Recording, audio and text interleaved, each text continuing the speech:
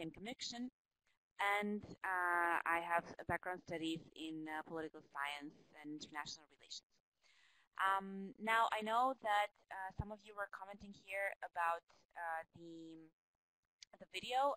We have been experiencing some technical issues, so we would rather be sure that you can hear us and see the presentation instead of adding up the video, which might consume a little bit more bandwidth from the connection.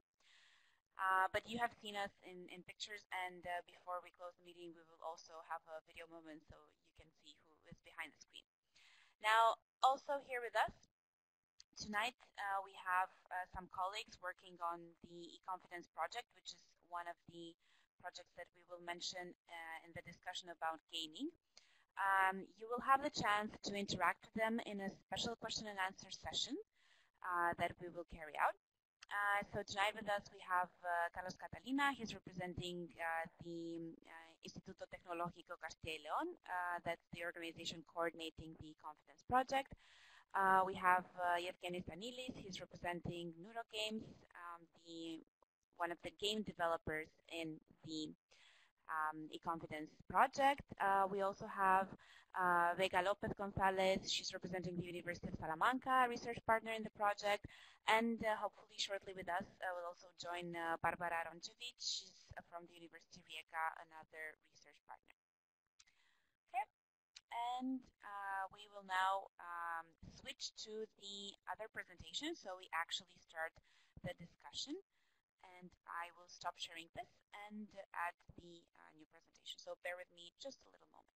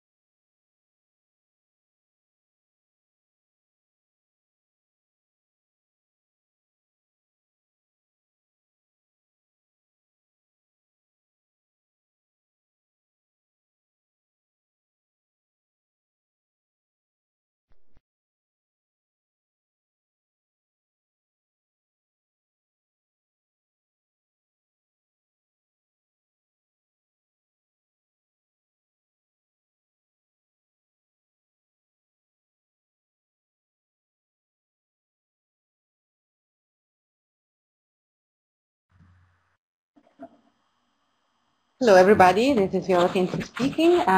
Welcome again. And finally, we have the presentation, as you can see. So, as my colleague Fiorella introduced to it, tonight we're going to talk about gaming, and in particular about games in schools, so games for learning purpose. And we are introducing the concept, talking about a little bit the debate around the use of games.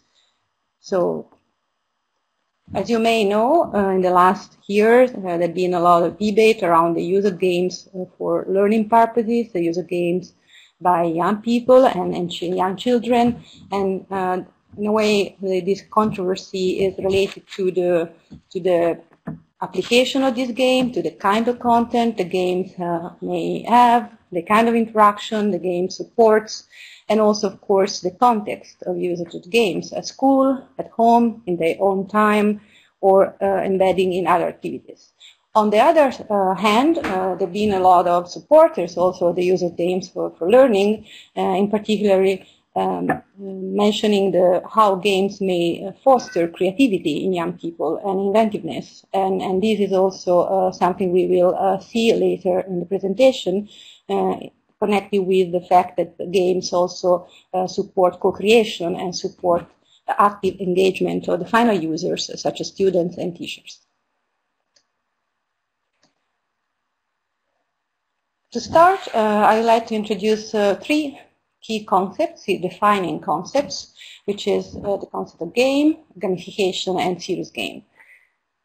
So for game, of course, we are all familiar with the fact that the games have been existing for centuries, and we have various kinds of games available in our lives and daily lives. Most recent years, of course, also online games and online multiplayer games. And the general reference to gaming is just referring to the action of actually practicing and playing games in any kind of context. A second concept is gamification, or also playful learning. So for gamification, we usually mean a situation where some games mechanics, some elements of gaming are applied to daily activities, to everyday activities. For example, a sport hub that can gamify our sport activities, such as running, including, for example, scoreboards or badges, creating a sort of competition among the users of the app. And gamification is often applied, for example, to online marketing techniques to encourage engagement around the product or around the service. It's also used in, for example, companies or in organizations to engage employees around a certain process, or, for example, to improve certain habits when it comes to environmental or sustainability habits, for example, recycling. So the games mechanics are added to everyday activity to add an element of fun or element of competition. And finally, one of our focus for today, especially on the second part of this presentation, is the concept of serious games. In this case, serious games refer to games which are designed specifically or primarily for purposes which are not entertainment, such as commercial games or traditional games. And the serious aspect is related to the fact that these games apply to situations which are coming from the real world. And they were born in, for example, simulation to be applied in contexts where the real situation could be accessible for new learners, such as, for example, training pilots. Serious games has also, of course, related to education, so games which are designed specifically for learning certain topics, also to scientific purposes, healthcare, for example, to train for emergencies, for city planning, and other similar examples. And we will see some of them in a bit.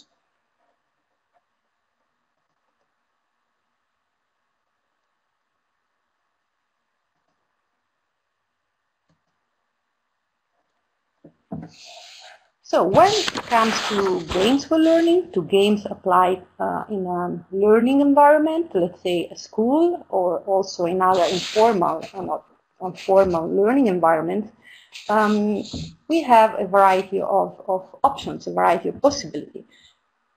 How can games be implemented in this kind of educational context? They could be played or in this classroom. They can be embedded within traditional classroom activities. They can be embedded in other activities, for example, during transversal or multidisciplinary projects. They can also be used as suggestions for homework, so for children and students to be played at home in their own time, and they can be embedded and integrating in a very deep and strong way within the activity done in the classroom, but they can also be used as standalone, for example, with a very specific approach to learn a very specific skills or competence.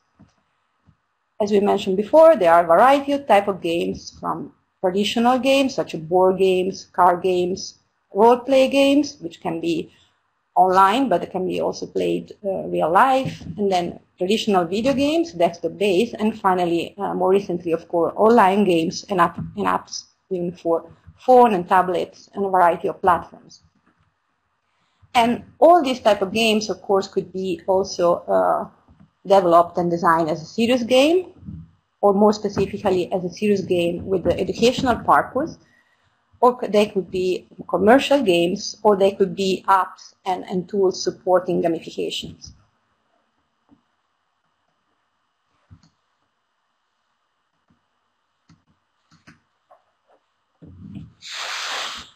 As we know, teachers have been applied general playful learning and gamification both in primary and secondary school, kindergarten, for a long time. These, as I referred before, includes, for example, just adding elements of fun or other game mechanics as small competitions, badge, or scoreboards within the traditional activities in the classroom or in semi-structured activities in the school.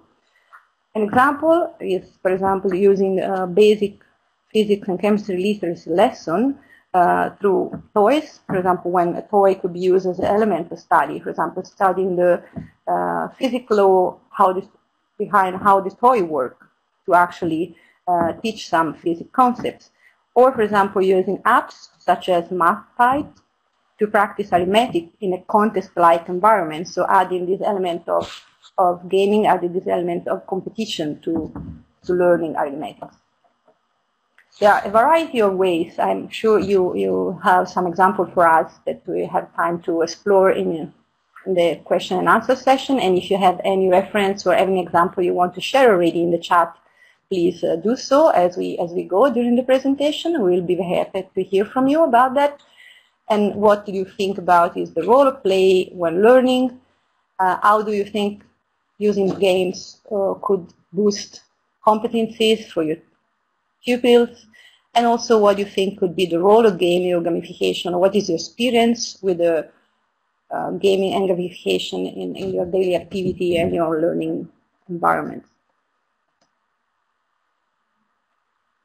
A set of practices that usually requires a more structured approach to embed games in the learning environments, in the classroom activities, is the use of COTS, which is commercial off-the-shelf games. So it's really the games that we can buy as entertainment games or playing online from different consoles and platforms. And in this case, games could be used as what we say contextual apps, especially, for example, to embed new activities in multidisciplinary projects based on project-based learning. We have some examples, for example, many examples, I would say, of how this has been done in the recent years. For example, using commercial games such as sports, adventure, or historical topics. Well, some example I can mention also from the MOOC, which was developed by the European EUN Academy and is still available, as you can see in the link in the slide, and the Academy in the archive version a few years ago, is, for example, to use the game to engage in initial activities to raise some interest around a certain topic. For example, adventure games used to support classes and lessons on marine biology or chemistry. Another example is, for example, to use the game as a kickoff for a certain activity and then use the product of the games or some interaction developed by the students around the game to actually feed the lessons. In this case, for example, we have some example using sport games to be played together and then using the results of the game, for example, the numerical data created with the game as core to start numeracy lessons or arithmetic lessons.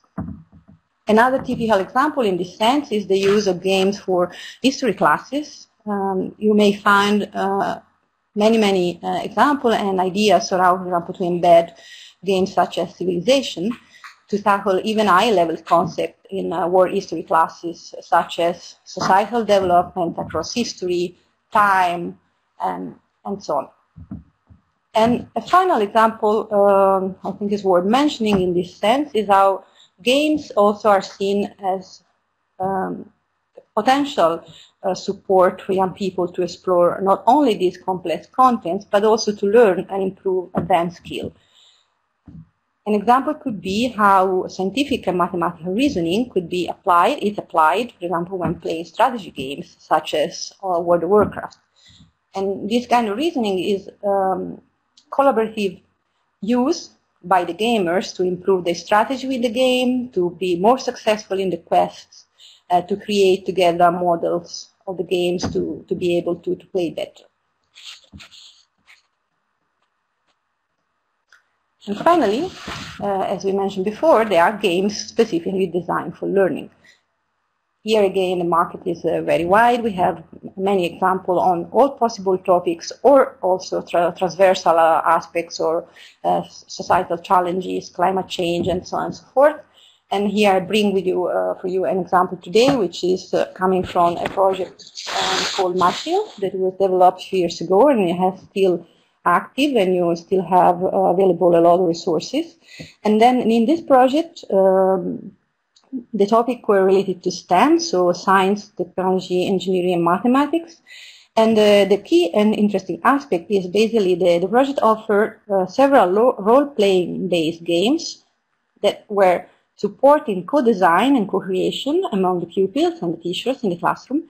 And the topics of the games are based on real-world problems. So it goes also behind a formal structure of school subjects to tackle the traditional STEM subjects through an interdisciplinary and multidisciplinary approach. The games, for example, could be an hands-on to design a parking garage. You can find this example.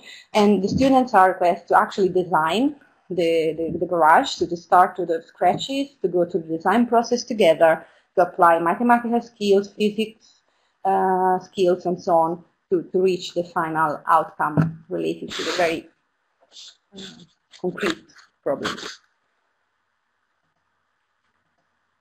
So, what are the key aspects when we want to design games, serious games for learning, when we want to design games that can be embedded in the learning processes of school?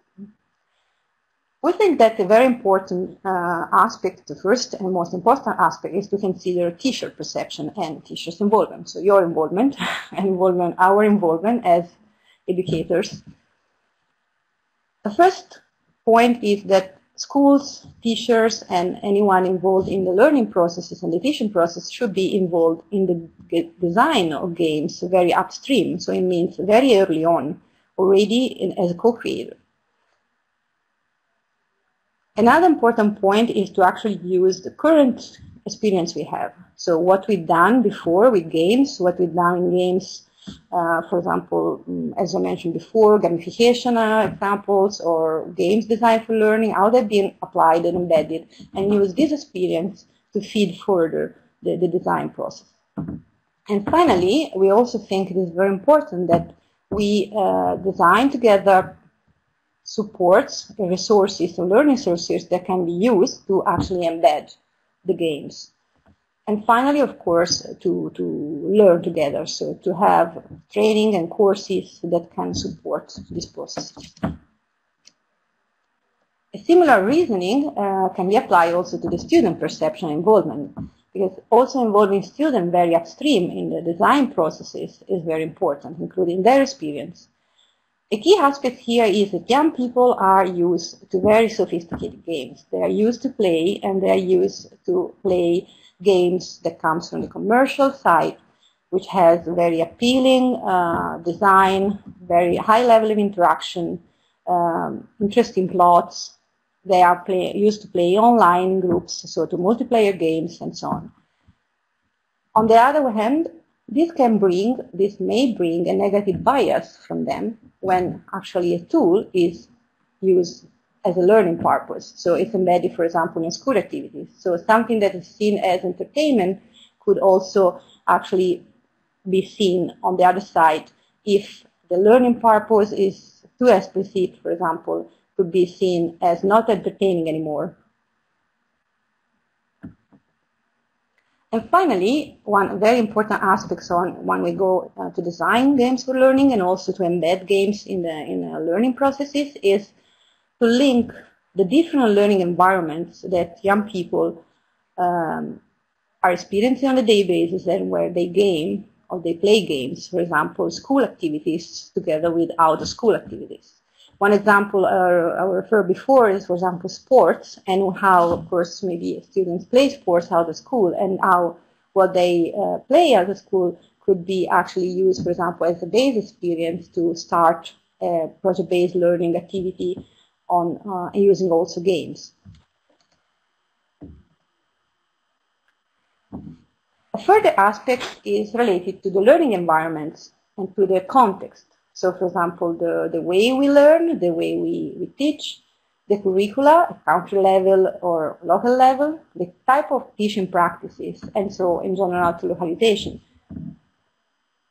First of all, when we create a game, when we design a new learning game, it is very important that we start for the pedagogical context the game is aimed for, and also from critical emerging needs in that context. Furthermore, this may also vary, this can be fair from even sometimes from, of course, from country to country, from school to school, but even sometimes from teacher to teacher approach. So you may have different ways to embed these games and may have different needs. It's important, of course, to define overall processes, how we evaluate and select these games on the side of the designer, the game developers, but also on the side, of course, of the teachers, educators, so us, and how we're going to use them.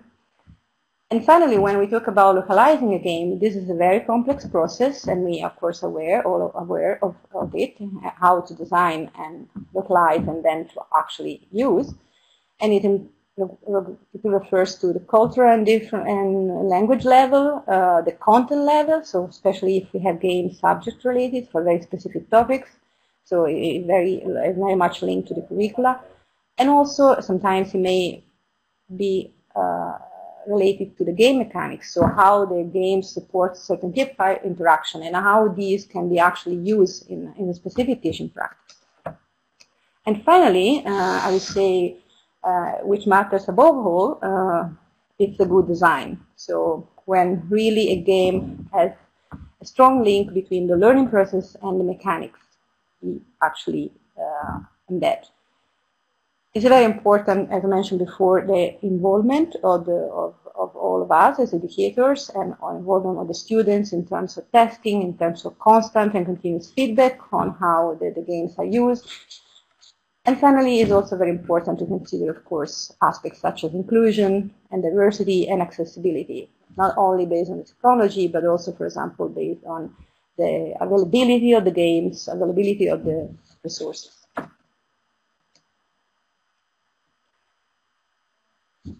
As I mentioned before, introducing the webinar, of course, there have been not only a lot of practice around how to use game in school, but also a lot of research, especially in the last 10 years. So very briefly, I would like to give you an overview of what research says. So as we started talking about controversy and inventiveness, of course, also among researchers, there are quite some variety of perspectives in terms of are games supporting learning? Are the games good for young people? Which kind of aspects are positive? Which kind of aspects are negative?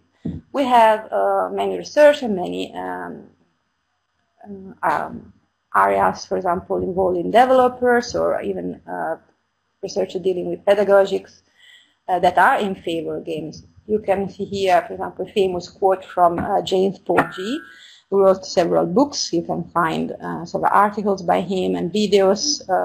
And this one is from Why Video Games Are Good for Your Soul. And it says, learning is a deep human need, like mating and eating. And like all such needs, it is meant to be deeply pleasurable to human beings. So here it brings, for example, one of the key aspects of games related to learning, which is the element of fun, the element of enjoying what we're doing, the element of starting a transformative process related to the fact that we are actually engaged in it.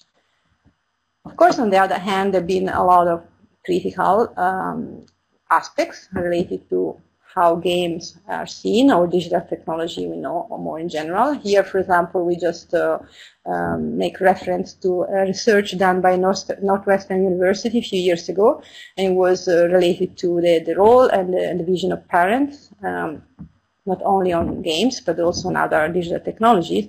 And you can see also from the quote how, of course, there could be resistance, and we can also consider that some aspects may be not positive necessarily, and how, of course, this is important to tackle when we design games. And finally, very briefly, this is also coming from our research within the eConfidence project that will be introduced briefly by my colleague Fiorella, and as I mentioned before, she mentioned before also by our colleagues, we are joining us in the webinar from the two research groups and for the two game developers organization. We, on our project, eConfidence, started looking, of course, at a very important aspect, which are the educational benefits of serious games. So that was our starting point. And again, you may find a lot of research around these topics. Some more resources are provided. And basically, these are the key aspects that are benefits for serious games and how serious games can be used for learning. First of all, they support motivation. They can also foster problem-solving skills, as mentioned before, for example, reasoning skills. They bring an element of innovation within the activities, within the classroom, and they support the element of fun, so something which is enjoyable. They can be easily used in teamwork and in a collaborative way, and they can also support interactions in this sense. They can be also important to improve the acquisition of psychosocial skills, and this is one of the topics that will be quickly reprised later on.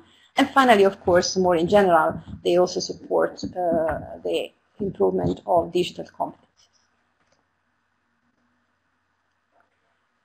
Now, for some more hands-on examples, I will give the floor back to my colleague, Fiorella, who will present some good practices, some projects on serious games and learning. Hello everyone once again. I hope you can hear me just fine, and I hope that so far you've been finding all this content useful. And just to remind you that after the following slides that I'll be presenting, we will have a question and answer session with our experts, so you will be able to interact with us and write your comments, that I've seen that you're already quite active. Very well. Now, as Viola also mentioned, we thought of looking tonight also at some practices, some games at school. And the first example that came to our mind is actually called Digizon. Now, this represents a serious game that focuses on digital citizenship. And it was developed by an organization in the United Kingdom that's called ChildNet. And, sorry, I was just reading that the volume of my microphone is not okay. Maybe I'll try to speak less loud. Hopefully you can hear me better. And now the topic of the serious games is looking at an inspirational film on cyberbullying that was called Let's Fight It Together, that aims to personalize and reinforce learning from that film. The context that this serious game has in the background presents the user with an opportunity to experience a day at school with Joe, a main character, and make decisions about how to help him as he experiences cyberbullying. Now, the users who are playing is challenged to be a responsible digital citizen and find out more about keeping safe online. And we have also the URL. And just to answer a question from some of you, the presentation will be made available afterwards, so you will have the chance to have a further look more in depth at everything that we're presenting here. Another interesting example that we thought of sharing with you of another serious game that's called 2025 Ex Machina. This talks about a multidisciplinary teaching tool that allows you to work in two particular areas. To adopt a responsible attitude, in 4 to get more informed, and in 5 to work more on communication and exchanging information. This serious game was developed by an organization called Tralalele, which is the Safer Internet Center in France. So it is in French, as you can also pick it up from the image that we have here on the screen. And the context that has on the background is looking at a rich multimedia narrative addressing the uses of teenagers when it comes to internet by looking at some particular questions like responsibility and impact or their actions on the web, what's the temporal dimension of the web, what's the relationship between the private life and public life, and moreover about the future of networks and how collective responsibility plays an important role for the evolutions. And then again, you have the URL, which you can access also later. Another interesting example that we thought might be worth sharing with you is called eTwinning project. And this was an acronym from breaking educational barriers with contextualized, pervasive, and gameful learning. And it's providing different learning scenarios that are supported by different technologies for learning, but also for teaching in a more inclusive manner for society. Now, the context that this project had behind, which is also a European-funded project, is also to prepare some gamified lesson plan. So this gamified lesson plan, we're aiming to provide an overview and also a demonstration of how the components can support the deployment and the utilization of game plots, of authorizing tool, of mini games, and different other important elements of a gamified lesson plan. Now, it also looked at how to describe how teachers and students will be experiencing this lesson plan, both from a user perspective, but also from the pedagogical point of view, because it's very important to bear in mind whenever applying this type of new lesson plan, which may seem innovative, to take into account both perspectives. So from the person introducing, from the person bringing up this new element, which in this case would be the teacher, but also from the user, which it ends up being the student or the pupil that is playing the game. Another example that we thought would be interesting to share is called Nanopinion, and a game that it had is called Play Decide. So Nanopinion was also a project that developed among different other aspects to tackle nanotechnologies and make nanotechnologies more appealing for users.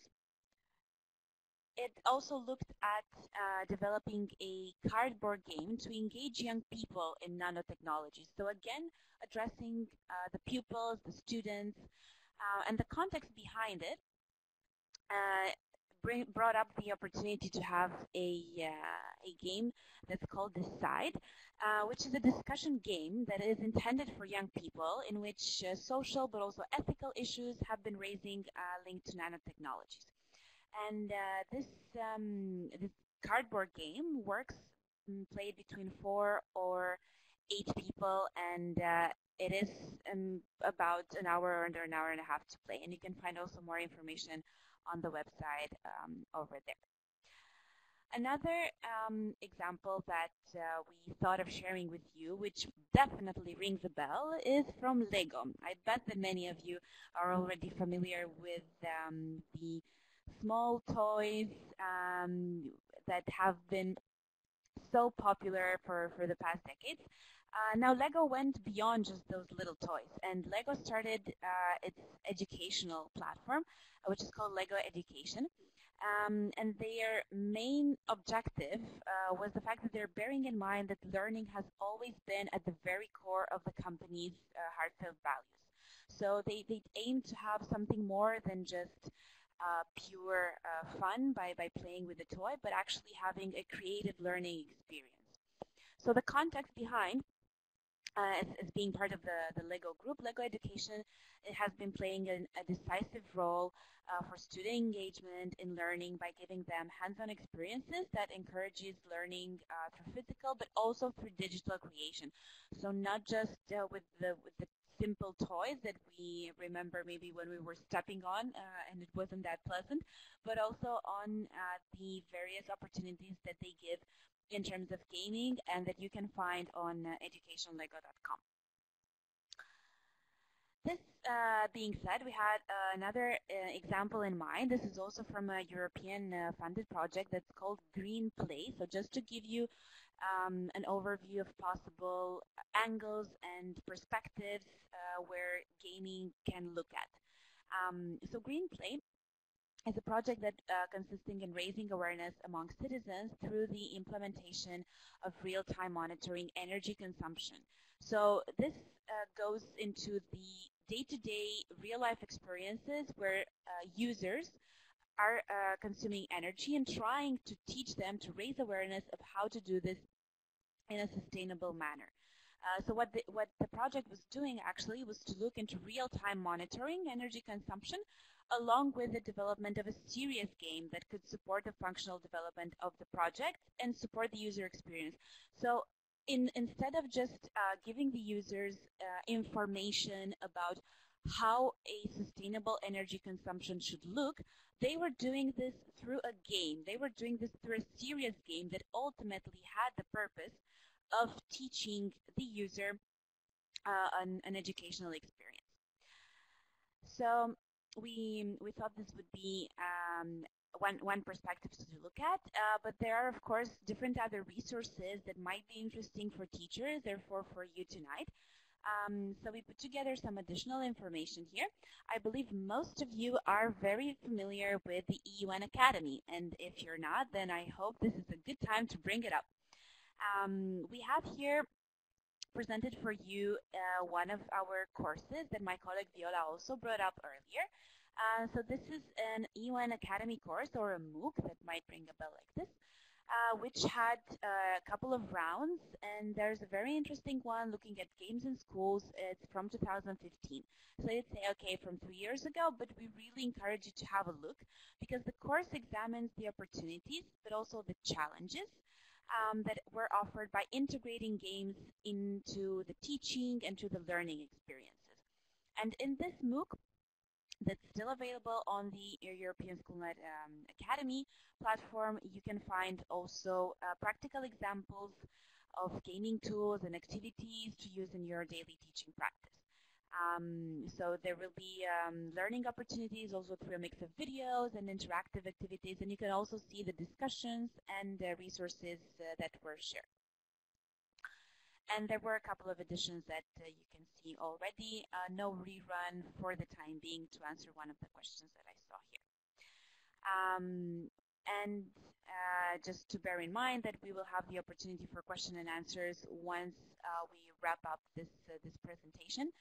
So you can take note of any particular aspect that you want us to get back to on, or address the question to my colleagues that I will introduce once we finish this presentation.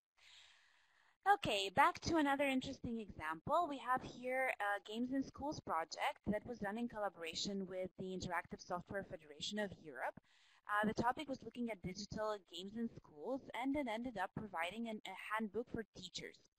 Now, looking more into the context, the main outcomes were to have particularly this teacher handbook and an additional report on how games are used in schools, having also an analysis on some of the best practices and a report on how teachers viewed and perceived this type of implementation. Also a report on the scientific literature review and some interviews with policymakers along with the final set of recommendations for designing games. And we also encourage to have a look at this handbook for teachers. Another example that we thought of sharing is called Imagine. Imagine project was also carried out through the participation of European Schoolnet, because European Schoolnet was undertaking a range of activities on the use of game in schools, And the Imagine project came out also as an activity in collaboration with Interactive Software Federation of Europe. And in terms of context, it was looking at having clear definitions and a taxonomy of games for learning, also having a central repository where people could have an easier opportunity to reach out to this type of concepts, to have a better integration afterwards in the textbooks. And also it was a team effort in terms of the development approach, professional support, trying to bridge this homeschool gap that sometimes comes along, as also my colleague Viola was mentioning before, given the nature of the games that sometimes pupils are playing back home, and bringing up a couple of recommendations. So this is also available for you to have a look. Another example comes from the organization for economic cooperation and development, which you might think, okay, what do they have to do with serious games? Actually, they did a very interesting report looking at students, computers, and learning, which we also recommend in terms of reading if you want to have a look. It's analyzing the connection among students, computers, and learning, which is not simple nor hardwired. And they bring along a lot of real contributions in terms of what ICT can do to improve and support teaching and learning, and especially looking at aspects that haven't yet been fully realized and exploited. The report is available in English at this URL, so you can have a look afterwards. This being said, we also thought of presenting you tonight with some information regarding our project that's called eConfidence that we mentioned at the beginning, and you may have seen the logo. Now, eConfidence is a Horizon 2020 funded project which started almost 2 years ago. It brings together a consortium of partners, and I mentioned before that tonight with us we also have some representatives from the other partners in the project. And it looks at researching the use of serious games and its impact in terms of positive behavioral changes. So basically, one of the ideas behind were to have a look at how a couple of serious games that we developed and that I'll present in a mere moment, how these games, once they have been played, could have had a positive impact on the behavior of the pupils that have been playing.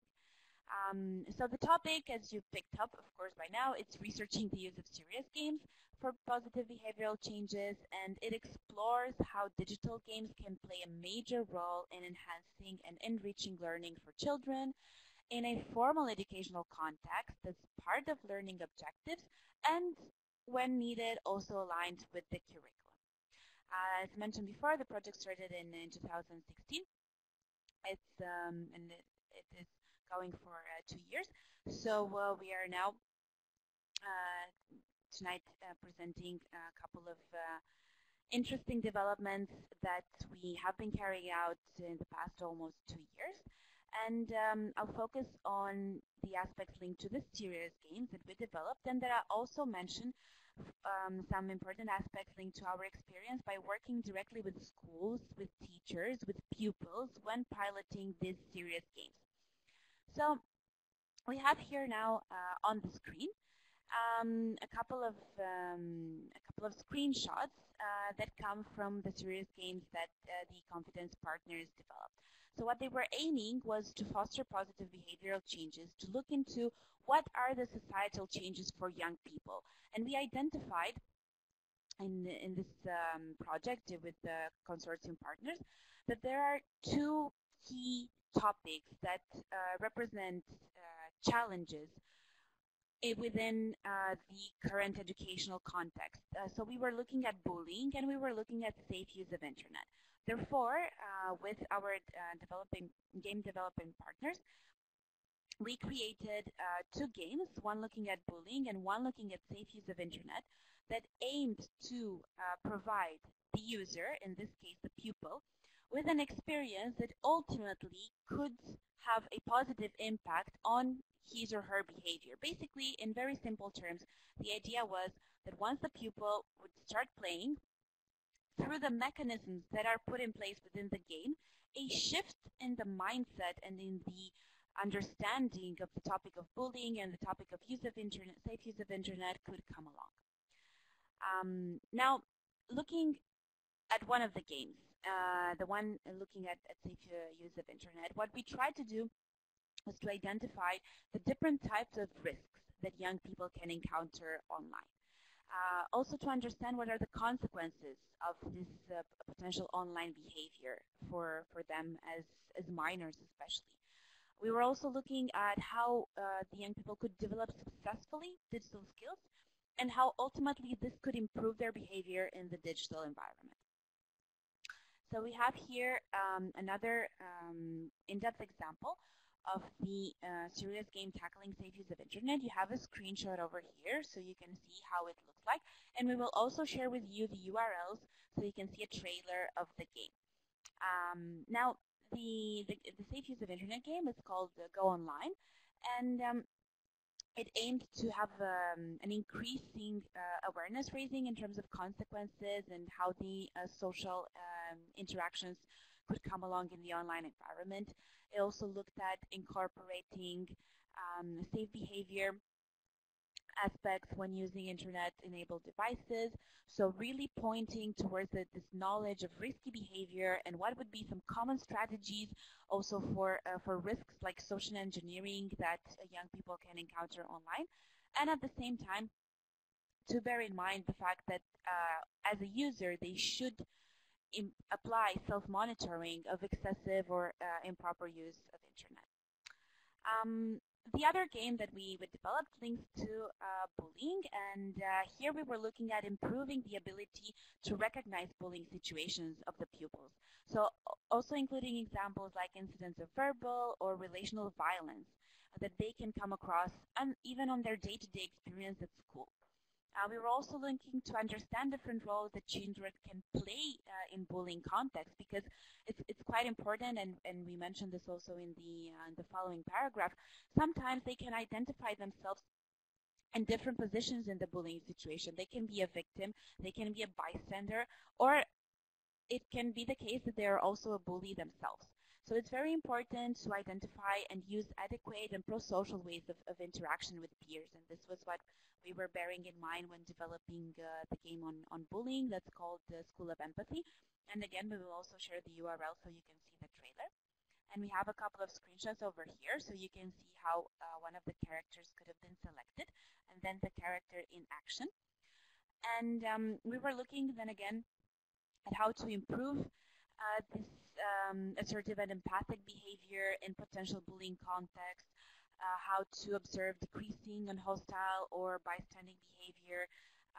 Very important also to increase the acceptance of differences and non-hostility towards colleagues, because especially in nowadays educational environment, the variety of colleagues or of teachers or of people that pupils can end up meeting at school is higher and higher. Therefore, it's very important for them to be conscious of this tolerance and non-hostility towards the others. And ultimately, we were also looking at incorporation of reproval of antisocial behavior and individual and group level. So we were developing the games, and of course, the games needed to be tested. This was also part of our project, and we had the opportunity to launch a call. Last year, we were looking for 10 schools within the European Union, 5 English-speaking countries, and 5 in Spain, due to the nature of the project that we were carrying out, to test the methodology with these 2 serious games, considering the behavioral aspects for safe use of internet and bullying. And we conducted the pilot test over 10 schools that had pupils participating aged between 12 and 14 in the school year 2017-2018. So we started in autumn last year, and at the current stage we finalized the pilot test. And if you have any specific questions on the pilot test, I'm going now through some main takeaways, and you can also address them in the question and answer sessions to see how that went. We thought it would be worth sharing with you some main takeaways also from the teachers and the school's perspective, given the fact that we wrapped up now the pilot test. Just for you to bear in mind how they went, we had a part of a pre-test questionnaire where all the pupils that were participating had to fill in this survey responding to questions linked to their behavior towards bullying and towards safe use of internet. Now, afterwards, in the second part, which was the experimental stage, we split in two. We had a group of pupils that played the games and a group of pupils that did not play the games. And you'd say, okay, why didn't everybody play the game? Because it was important from a research perspective to analyze how the gameplay could have had a positive impact in terms of behavioral change on the pupil.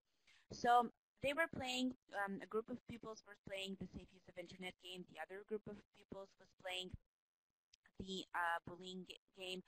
And afterwards, we had the post-test questionnaire phase where all the pupils, including those that hadn't played the game, filled in another survey where they were responding on different situations and questions that were linked to their perception and their behavior towards bullying and safe use of internet. And we have tonight with us also our colleagues from the universities that participated in this research exercise. So you can ask them a couple of questions also afterwards on this. But back to the main takeaways, we thought it was important to bear in mind the fact that this was a very good opportunity for schools to participate in an international research and innovation project.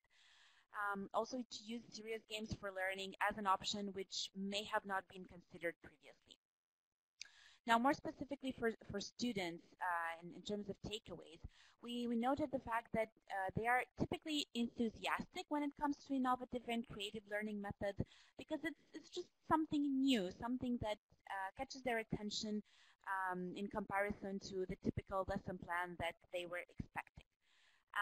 Another aspect that we were very happy to note was linked to their motivation.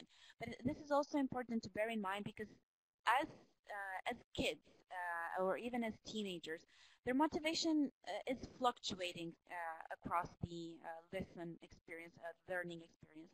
So it's really important to be kept high throughout the process by engaging them in mini games or in games challenges, just always to make them think that there's something new, something else that can come across and that for them it's worth continuing. And also another aspect that we noticed was linked to the fact that students learn better in environments that are more friendly and more fun. Some other takeaways that we noted is that it's really important to take into account the schools and the pupils' background and how far they are actually familiar with the serious game topics. So in this case, with bullying, with safe use of internet, did they carry out activities before? Is this a topic completely new? Will it be disruptive? Also looking at how the games should reflect an innovative approach in order to keep their attention. And then just throughout the session, and also very important to be mindful with the communication with the school staff, because if it hadn't been for the teachers being so positive and so eager to collaborate with us, of course the pilot test implementation, the games play would have been more difficult. So this is really essential to keep out throughout the project. But I think that since you are all active on eTwinning, you are aware of how important this communication with the project representatives it is. So a note on this, the current state of play, our colleagues here at the eConfidence project are currently analyzing the pilot test results. And shortly, we will have a report on the eConfidence website. So you will be able to see how these serious games actually managed to have and to what extent to have an impact, a positive impact in terms of behavioral change for pupils, linked to this two topical areas, bullying and safe use of internet. And we have been speaking for quite some time, so now I'll be yielding the floor to my colleague Viola. So it's time for question and answer, and as Fiorella introduced, we also have here our colleagues from the university and from the game developers. But before passing to the question, I would like to thank you very much all for the great interaction we are seeing in the chat as well. And we had also very, very interesting comments and some examples. And I will like to kick off the question and answer just recapping some of your comments and answer. We had a few comments on use of educational games, both on the inventiveness side and controversy side, I must say. An interesting comment was, for example, how games could be used also for professional development of teachers. So not only we've been talking a lot about games in education, seeing at the how to embed them in a classroom activity with our students, but this is also a very interesting point. Very good comment also on how using real-life projects, real-life problems, also linking school and out-of-school games is very important. And another comment on the controversy side is about how, for example, we should also develop more games for outdoor activity, which are maybe not exactly on our topic in terms of video games. And then in terms of design, there were some comments about how the fact the commercial games are so appealing may be creating more difficult and the highest challenges to develop learning games, and also about localization and the importance. For example, there is a suggestion about trying to develop design, collaborative design for online games across countries. And then there were several examples of games and practices you shared. Hopefully we'll be able to recollect all of them with some links as well. Finally, on benefits, I see, for example, some comments on critical thinking, so how to foster critical thinking, also about the idea that enjoying a support learning process, then how the serious game could be seen as somehow a new way in the future. Also appreciation for the idea to participate in international research, and we're very happy about this comment. And finally, how games could be very good, also a very good way to support social inclusion, although it requires a lot of care. And as highlights from the chat, I would say that there is a comment about one of you wanted to spend all night playing serious game to test, and we are, of course, it's very motivational to hear this comment from us, and also how our tips today may help you to develop very interesting learning path for your students. So thanks a lot for all this interaction, and if you have any specific question for our experts or for me or Fiorella, you can still write them on the chat. Otherwise, maybe we can start with some question we have.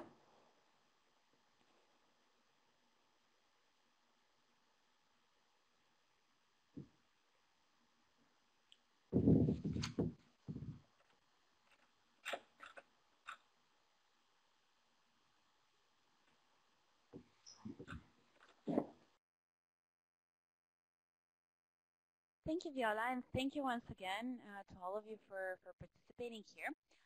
While you may be looking back at your notes and seeing what type of questions you might have for our experts, I'd like to address one question to our colleagues that developed the games. So, as mentioned here with us tonight, we have colleagues from Instituto Tecnológico Castilla y León, that is the project coordinator for eConfidence. We have Carlos Catalina. We have from NeuroGames another game developer in this project, Yevgeny Stanilis. And we have from University of Salamanca, Vega Lopez, and from University of Rijeka, Barbara Rončević. And they are very happy to to respond to any of the questions that you may have. I see that some of you are typing in the chat, so while we are collecting these questions, maybe just to launch one for the game developer. So maybe Carlos, referring back to School of Empathy, so to the serious game developed on tackling bullying, maybe you could explain to the teachers how you created the different characters and the play perspectives, and why is it so important for pupils to play in the different roles? Hello everyone, I hope you can hear me well. Okay, thanks for the question. I think you might need to raise the volume of the microphone because we cannot hear you speak. I mean, I see it's active, but we cannot hear you. Okay, can you hear me better right now? Okay. Okay, about bullying is, of course, a very complex problem, and we have mainly three roles that are present in most of the cases, that are the victim, the bullying, and the bystanders, that are the more of the people. Okay. The bystander is the more important role because it's the one that can help more to solve this bully situation. And although it's also important to understand that what is really happening in this situation, to promote that bystanders, or other roles, but bystanders are the one that mainly can do this, try to solve this situation. Okay.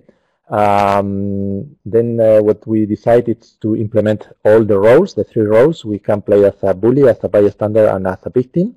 And we did a big effort trying to translate to the game the frustration of the victim and what he or she is feeling in her daily life.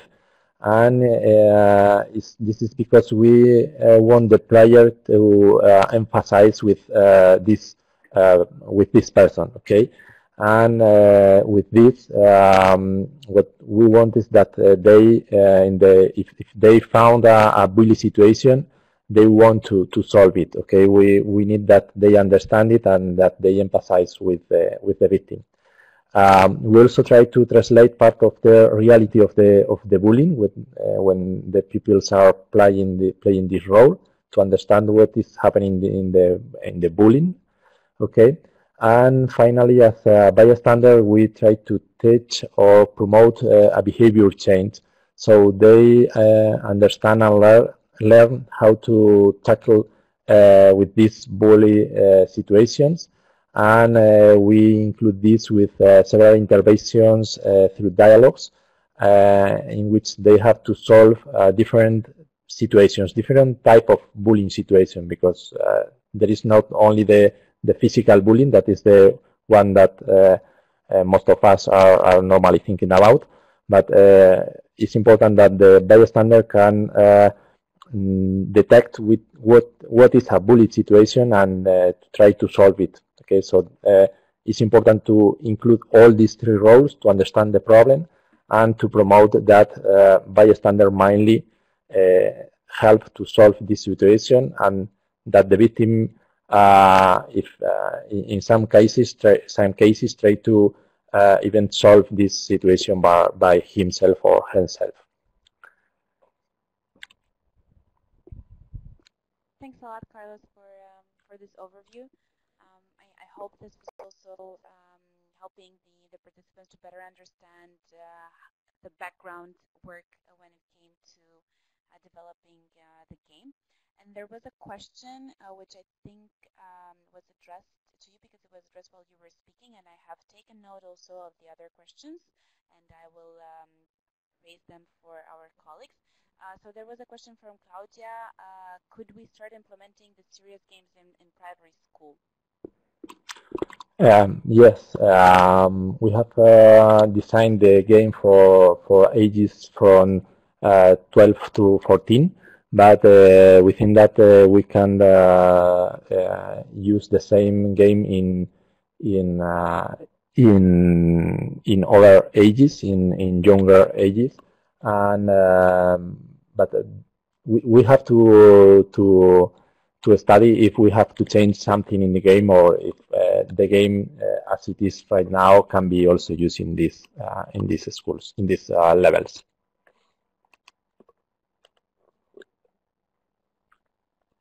Thank you, Carlos. I hope this answers your question, Claudia.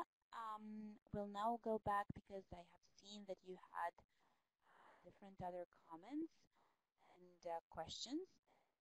So one other comment here that we noted was linked to how to integrate the games to the lessons. And another one that complemented this was looking at the outdoor resources, so taking gaming outside. So given this links to the lesson plan and to the game development, I'd like to see if maybe one of the colleagues from the research side, so maybe Vega, would like to respond to this question on how to implement the game. Hi, everybody. Can you hear me? Hi, Vega. Yes, we can hear you. Perfect. So the question of how integrate the games into the lessons. So as you know, integrating serious games in the school curriculum is very hard for teachers.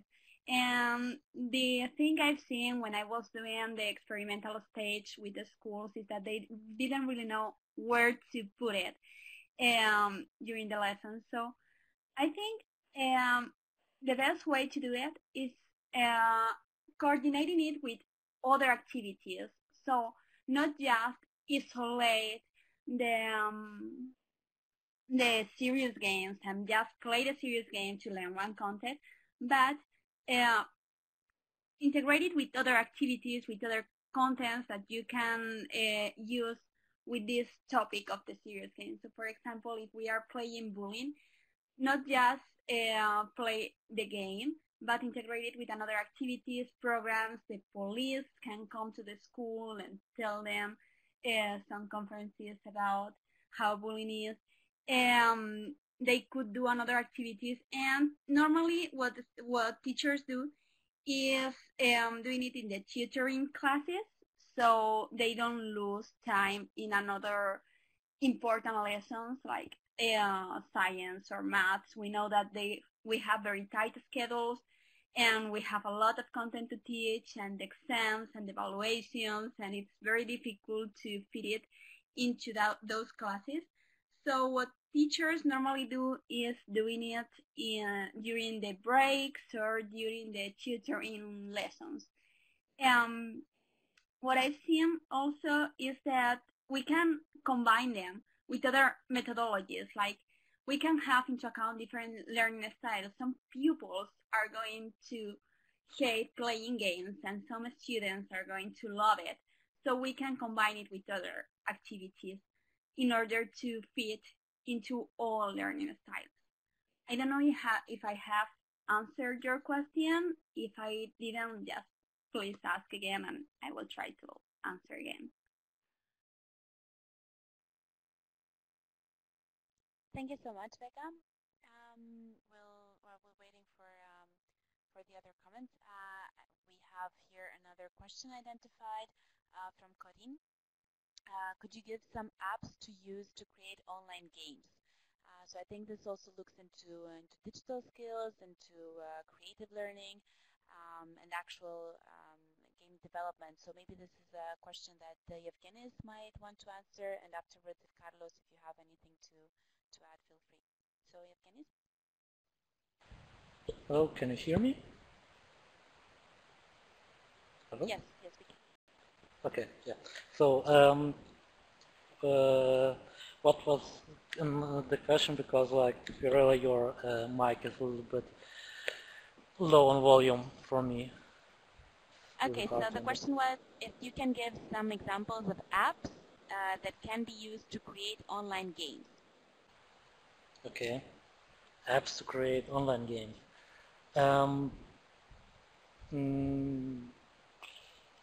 If it's probably the easiest way for online games would be like from the normal game development perspective would be some engine, of course. Like I think the there is one engine which is really easy to access for someone who is not that much in programming. That would be like something like Game Studio. I'm not sure if you can make online games with it, but that would be something. Still, I don't know which would be the easiest app for making online games. Like, yeah. I'm not sure if I could help with my answer. Hello, this is Carlos. I think there are some tools that can allow you to create some small games or interactions. Like I suppose most of you can know Scratch. But normally when we are creating a serious game or game from learning or similar, we have to integrate very specific parts. So we have to use a tool that allows to create everything. So normally we use a game engine, and we have to program it in a common language like C# or similar. I think that if you look for Scratch and alternatives or similar ones, you can find in the web some tools. I hope this helped a bit. Thank you very much, both Evgenis and Carlos. I hope that Corina now has a bit another extra tip on this. Just picking up on some other questions from Astrid, could it be possible to create a secure platform for online games? I think I'll try to answer this one, and if any of you have additional comments, feel free to add up. We were actually using a particular platform for these serious games. We have another partner in the project that's called Everis. It's a business company from Spain that has developed an educational platform that's called Extend. It's very similar to Moodle in terms of approach. And we had all the games and all the interactions in the pre-test and the post-test questionnaire available on Extend, just to make sure that this is a secure space where the information was presented, where the data was collected. So in terms of having such a secure platform, it can be this one, of course, it can be a Moodle, it can be others that may already be available at your school. Depending on the types of licenses that you had acquired, or on the budget, or on the overall tools that the school is willing to upgrade. And another question from Corinne was if it's possible to integrate the serious games in TwinSpace on eTwinning. Again, this is a question depending on the platform's features, existing features. Maybe Rute can respond to this later on also on the forum, because I know that you have this discussion space, the forum on the eTwinning live, in order to continue conversations that may have started in online seminar or in learning event. So if it's not available now, then maybe it can become later on if you raise this. And I see that Evgenis also commented on additional tips linked to the programming, as well as Carlos.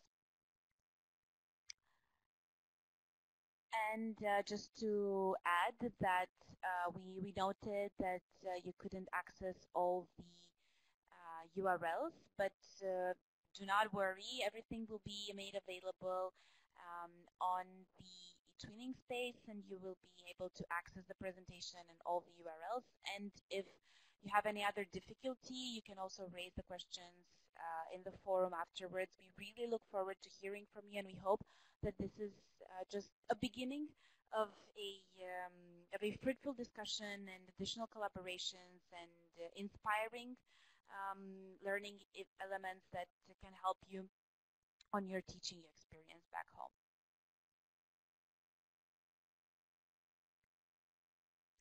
We're looking now to see if there any additional questions or comments. And Ruta is also confirming that she will send everything by email. Thank you so much.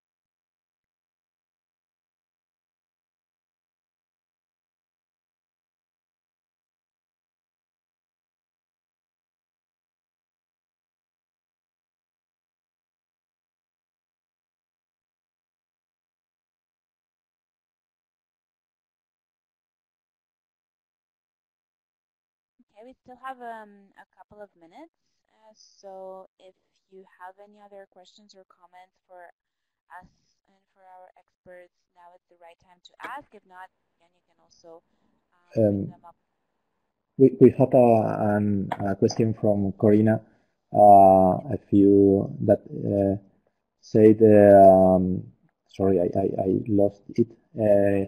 Is maybe a series game can be meant to evaluate the pupils, and it's absolutely correct. Okay, because we are not creating the game only to teach something, or in this case to change behavior about something.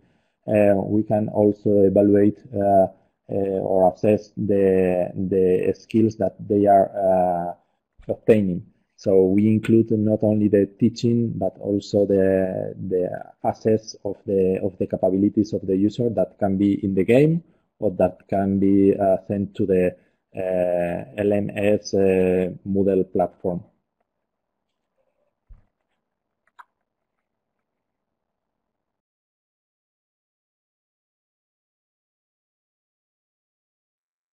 Thank you so much, Carlos, and thank you so much, everybody, for your questions. We are 4 minutes before the official closing time. So we'd like to start wrapping up. Then again, it's not closing the conversation. We have just opened it, and we very much look forward to hear from you later on the forum. And what's coming up next, which may be interesting for you if hopefully you enjoyed and you found interesting the discussion tonight. Tomorrow we have a tweet chat for schools and educators. It starts at 6 p.m. Central European Summertime. We will have our colleagues that attended today and also others, experts from eConfidence, talking about gaming in schools, what's the learning, the social inclusion and co-creation experience. You can follow it if you are on Twitter at 6 p.m. tomorrow. You can respond to the various questions that we will be addressing, address new questions if you have. Just be sure to use the hashtag that is listed here. And if you want already, you can follow us on Twitter on eConfidence. And of course, there will be an additional opportunity to go more in depth and learn more about gaming in the classroom in a learning event that we are having with eTwinning from the 24th of September until the 12th of October. More information will be available on the platform, and there you will have the chance to go more in depth on each of the elements that constructed our project. So we will look more in depth into how the games were developed. We will look more in depth on the research results, on the collaboration with schools, and on the sustainability aspects, which of course will be made available in terms of reports and news on our website on econfidence.eu, where we hope to receive as many visitors as possible. And this being said, we would like to thank you very, very much once again for your active participation tonight. It was a pleasure to speak to you and to hear all your comments and questions. We are happy to stay in touch. We put here now also our email address and the social media handles where we hope to receive as many comments and followers.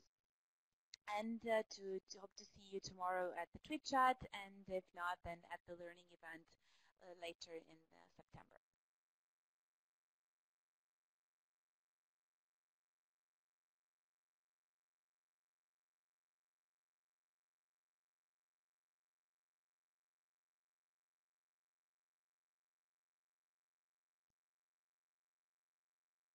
And yes, game over for tonight, but we will start playing again as mentioned in September in their learning event.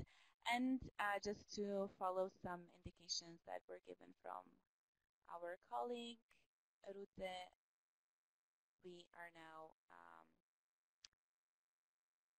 uploading the previous template for the presentation. So have a lovely evening, everyone, and speak to you soon. Thanks a lot, and goodbye, and see you soon then.